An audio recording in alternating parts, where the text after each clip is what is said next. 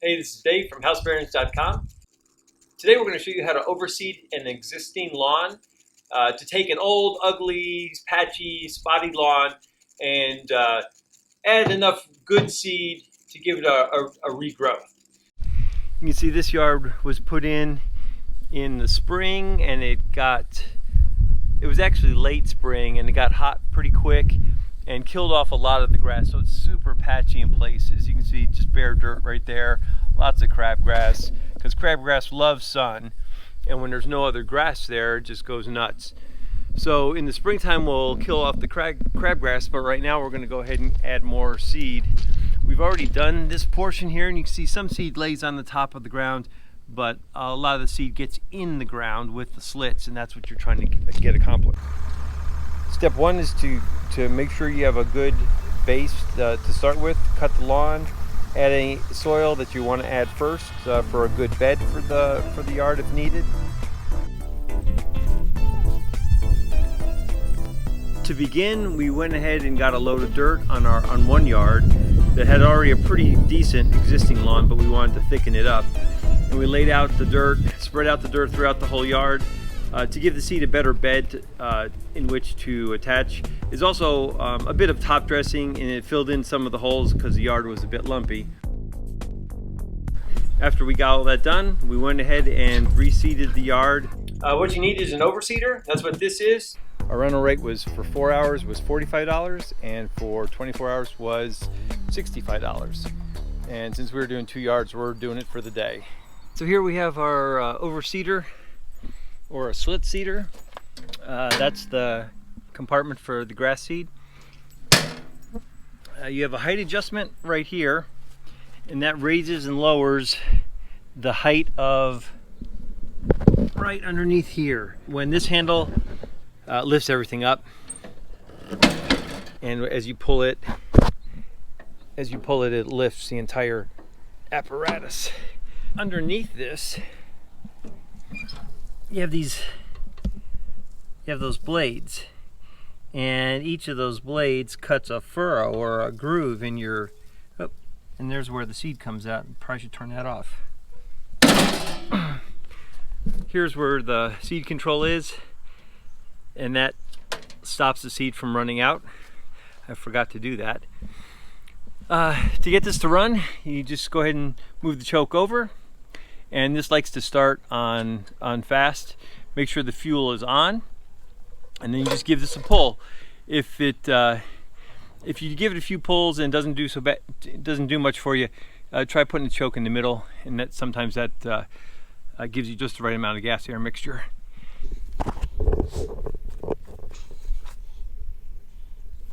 We'll go ahead and start it with this lever down. This is not necessarily self-propelled. The wheels aren't self-propelled. The blades start spinning this way, and that helps pull the machine forward. And then ultimately, once you've got it started, you engage the blades and they start cutting. They'll start cutting once you pull this lever this way. That engages the cutting blades. It's definitely a heavy machine. It's not a one-person lift into the vehicle. This particular machine is a Bluebird EasyScape.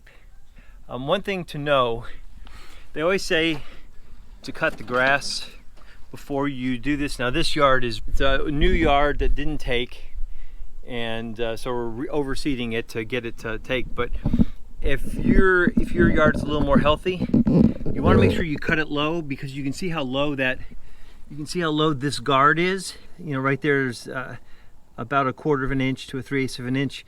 If your grass is high, we tried this on another yard where the grass was higher, and it was a real pain to push. So you want to make sure you trim your grass low before you start. That's a really important tip. I ignored it on the first yard that we did, and I'm sorry I did, because it about wore me out. Here's our seed. We got some tough turf which is athletic grass, and then we got some quality bluegrass. It's a four different kind blend, four different kinds of bluegrass. 1 bucket of seed will fill up the container, the hopper on the Billy Goat Overseeder. This is a fast starting grass and pretty hardy. Bluegrass is much slower in starting, and this is the fall, so if we get a surprise early frost, we'll get smoked on that. But otherwise, the bluegrass starts slower, but the one thing about bluegrass is once it's planted, it continually grows and reseeds itself. So literally, if you get a good start on your bluegrass, it'll take over your whole lawn. And bluegrass is a really pretty, deep green, almost blue kind of grass. So it's it makes your yard look amazing, but it starts really slow, and it may require a couple plantings before it really gets going. So what we're doing is doing a 50-50 mix.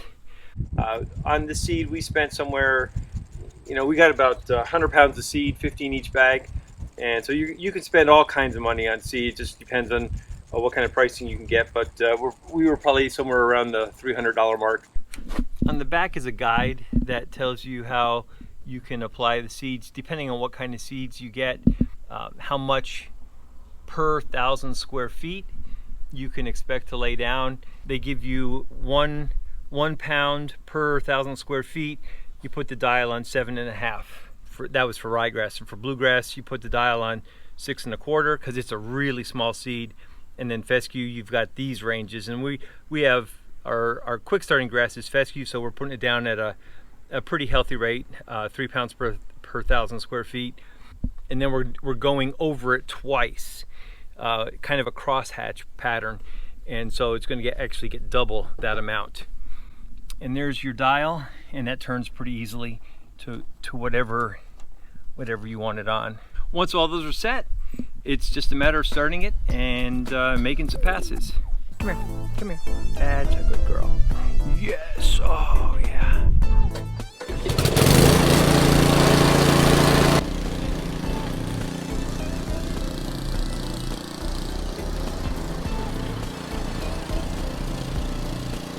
This in here, we had a problem with our other seeder in that there's a belt in here that transfers the power from the engine to the blades. Well, our last one, the belt broke on it, and so now we have Overseeder number 2. But this is called Billy Goat Overseeder. This lever opens the seeder, and right there you can see which knob to put it in. Even though there's 2 different overseeders that we're showing you, they're very similar in makeup, and you'll have all the similar qualities as these. Almost all the overseeders have some kind of mechanism like this. They have some kind of mechanism that controls the seed. They have some kind of mechanism which is a container for the seed. And then just a regular lawnmower type engine. To get started, all you have to do is take the switch to put it to on so you can actually start it. You've got these 3 things here. You've got, this is your fuel. So there it says on, pointed that direction, so you want to turn your fuel on. This is your choke, and if it's a cold day, it's going to start here, fully choked, and as soon as the engine starts to rumble a little bit, then you can move it over to this side. We're going to do this engine's warm, so we're going to do a hot start, and that's just going to, no choke basically over there. This is your gas. That's full on, and that's idle.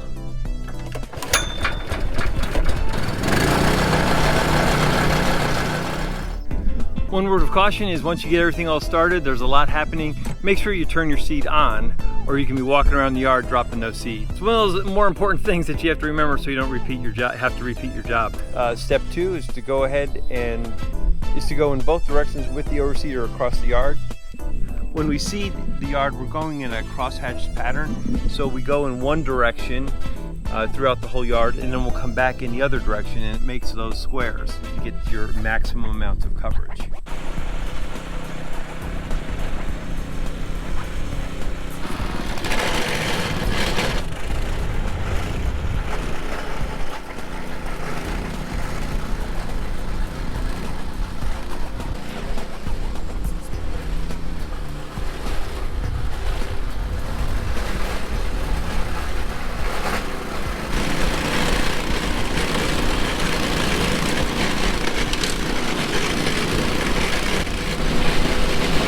And then step 3 is to add your starter fertilizer on top. Starter fertilizer with no weed killer on it, because weed killer will hurt the grass. Starter fertilizer gives it the best chance to get going quickly.